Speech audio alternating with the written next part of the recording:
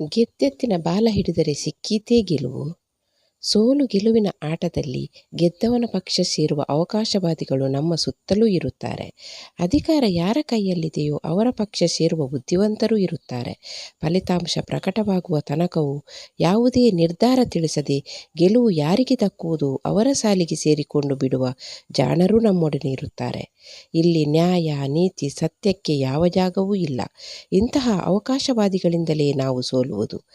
ಆದರೂ ಇದು ಬದುಕಿನ ಪಾಠ. ಸೋಲನ್ನು ಮೆಟ್ಟಿ ನಿಂತು ಗೆಲ್ಲುವ ದಾರಿಯನ್ನು ಹುಡುಕಲು ಇಂತಹ ಸೂಕ್ಷ್ಮ ಅನುಭವಗಳು ನಮ್ಮದಾಗಲೇಬೇಕು. ಕೆಲವರು ಹೀಗೂ ಇರುತ್ತಾರೆ. ನಮ್ಮ ನಡುವೆಯೇ ಇದ್ದು ನಮ್ಮಿಂದ ಎಲ್ಲ ಸಹಾಯವನ್ನು ಪಡೆದು ನಮ್ಮನ್ನೇ ದೂರುತ್ತಾರೆ. ನಮ್ಮ ಹತ್ತಿರ ಇನ್ನೊಬ್ಬರನ್ನು ದೂರಿ, ನಮ್ಮ ಬಗ್ಗೆ ಇನ್ನೊಬ್ಬರ ಹತ್ತಿರ ದೂರಿ, ತಾವು ಮಾತ್ರ ಎಲ್ಲರೊಂದಿಗೆ ಚೆನ್ನಾಗಿದ್ದು ಲಾಭ ಪಡೆದುಕೊಳ್ಳುತ್ತಾರೆ. ಇಂತಹ ಸಮಯ ಸಾಧಕ ವ್ಯಕ್ತಿಗಳು ನಮ್ಮ ಬೆನ್ನ ಹಿಂದೆ ಮಾತನಾಡುವುದನ್ನೇ ಚಟವಾಗಿಸಿಕೊಂಡಿದ್ದಾರೆ.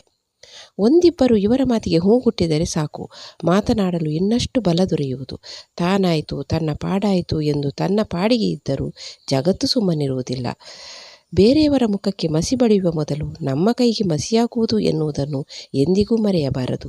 ಬೇರೆಯವರಿಗೆ ಕರಂಕ ತರಲು ಹೊರಟಾಗ ನಮ್ಮ ಮನಸ್ಸೇ ಹೊಲಸಾಗುವುದು.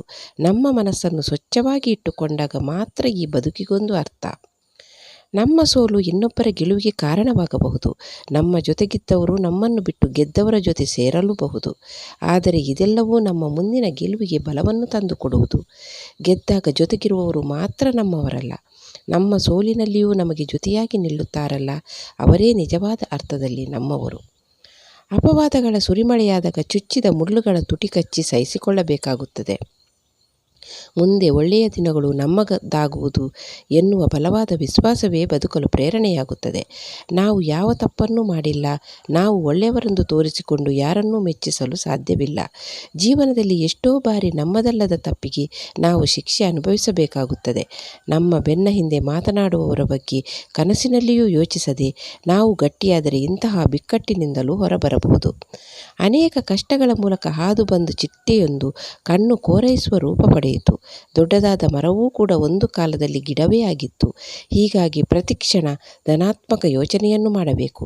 ನಾವು ಏನು ಮಾಡುತ್ತೇವೋ ಅದನ್ನು ಇಷ್ಟಪಟ್ಟು ಮಾಡಿದರೆ ಖಂಡಿತ ಗೆಲುವು ನಮ್ಮದಾಗುವುದು.